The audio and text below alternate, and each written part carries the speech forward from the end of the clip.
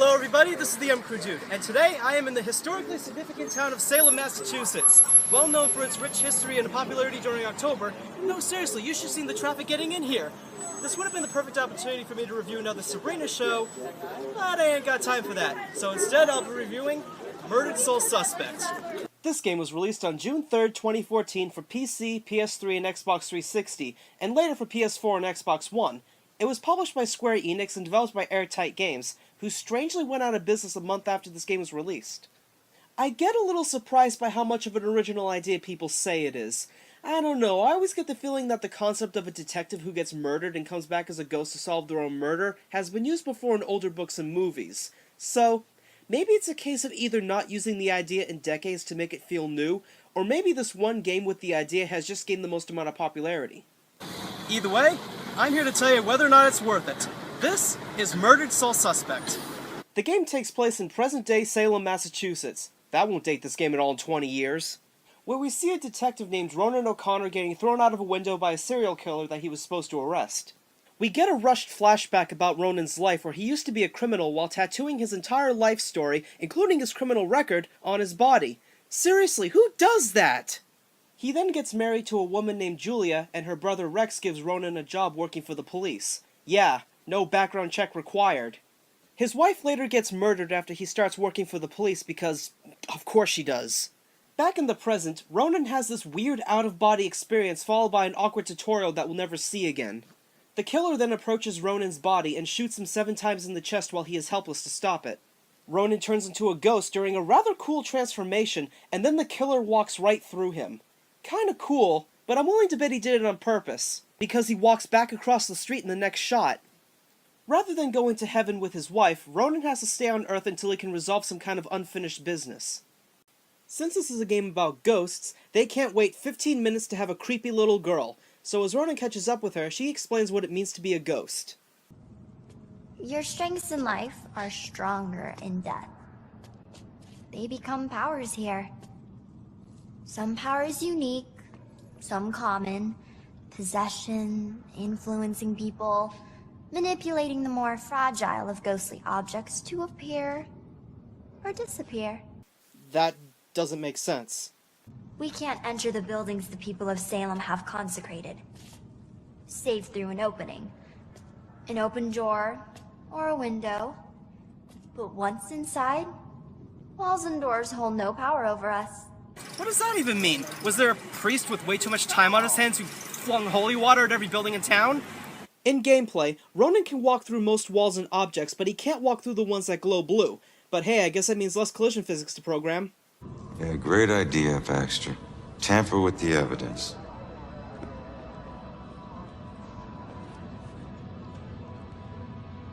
Backup. Who needs backup? You shouldn't have tried to be one of us. Man, you were one dumb son of a bitch. Sir? Hey, Baxter, hey! Hey, just get back to taking them statements. Come on. Yeah, I'm the stupid one.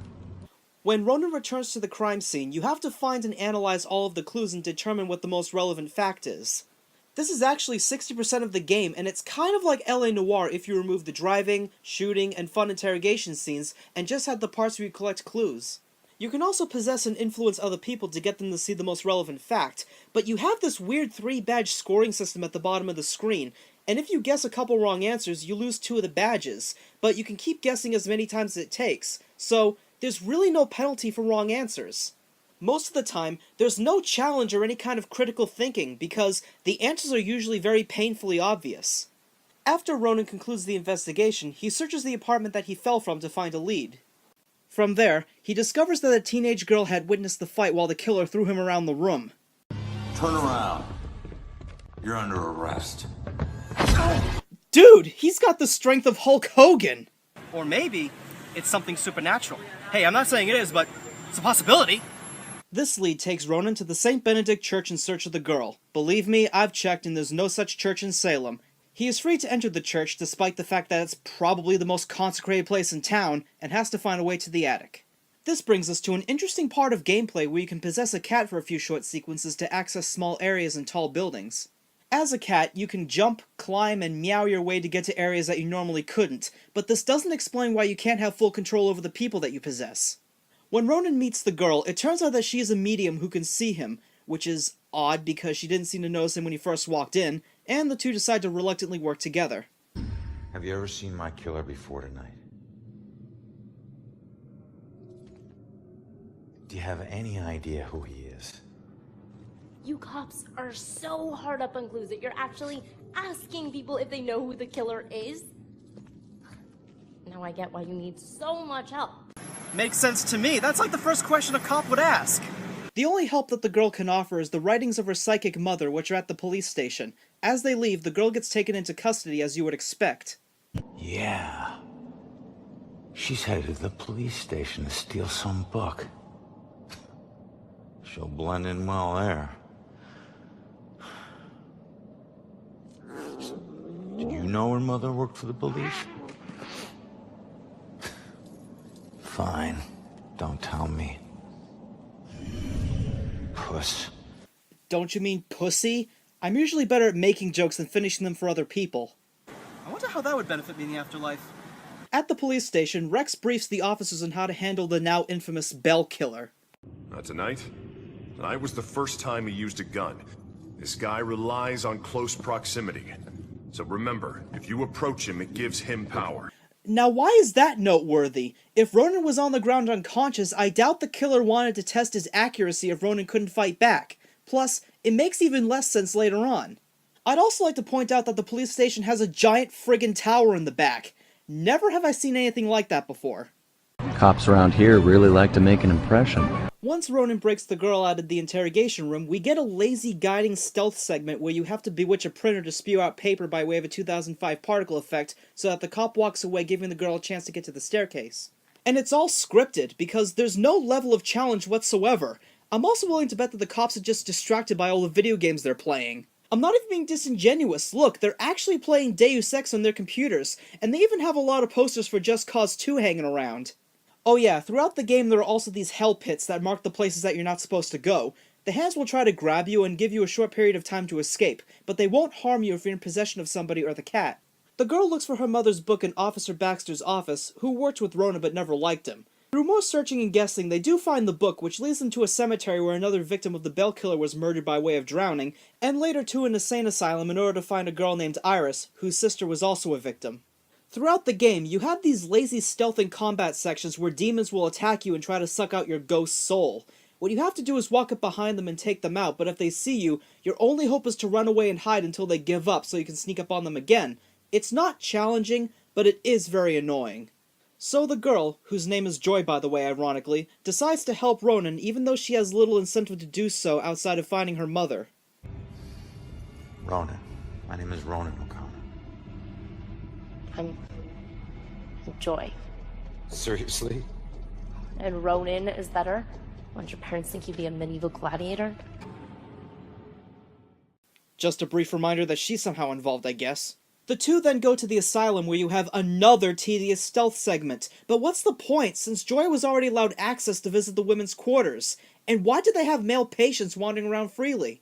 So they come across Iris, who is being possessed by the ghost of her sister who was burned alive by the Bell killer, which is how she ended up in the asylum. Orderlies.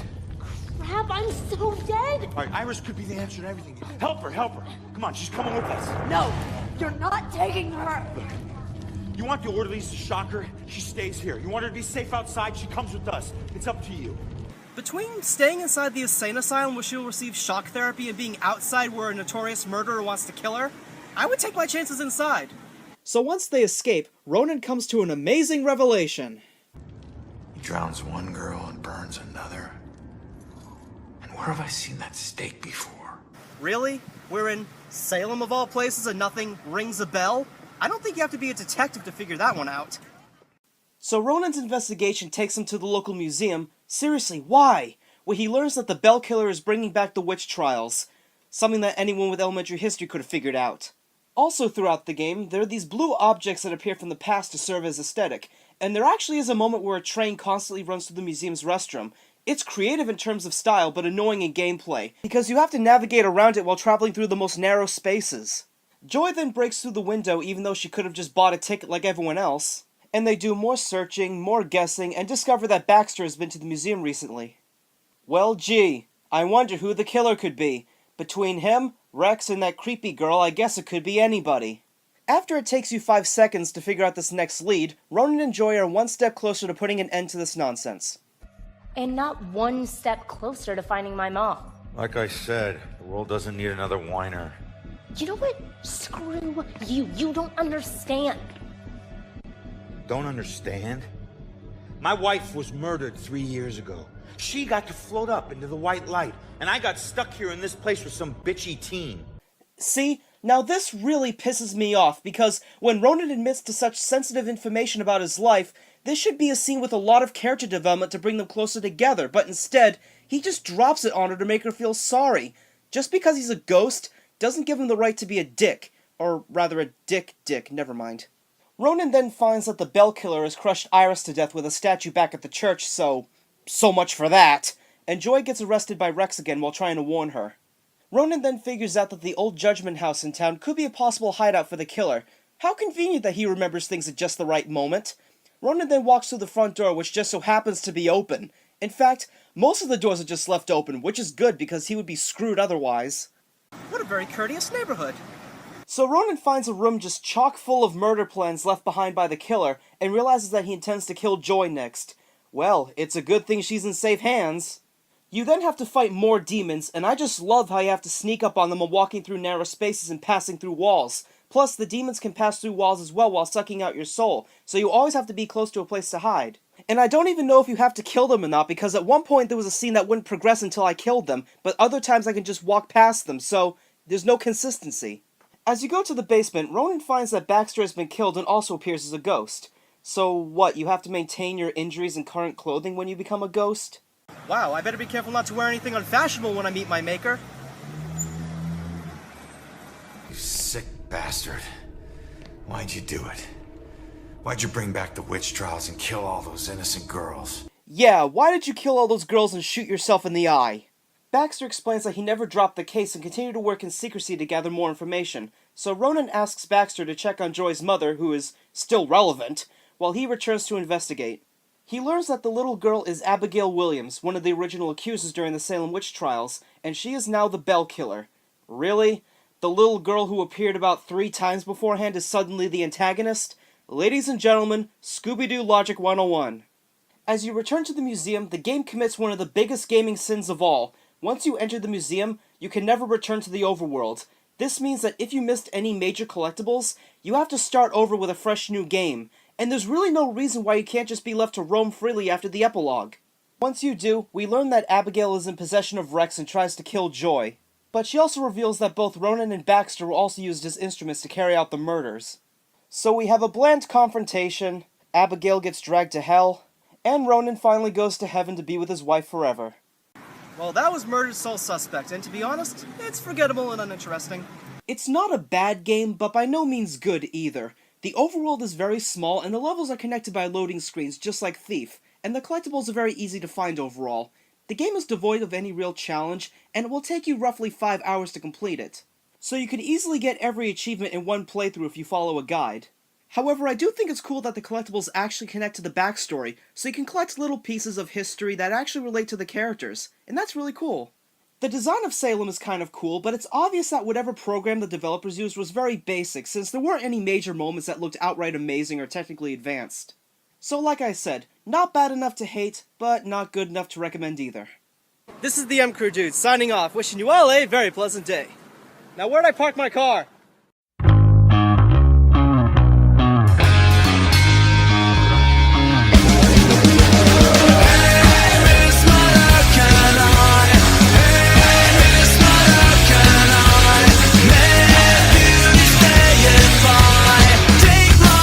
Miles of banks both sides. Might as well be looking for a needle in a haystack of needles. Good lord, what a horribly worded expression.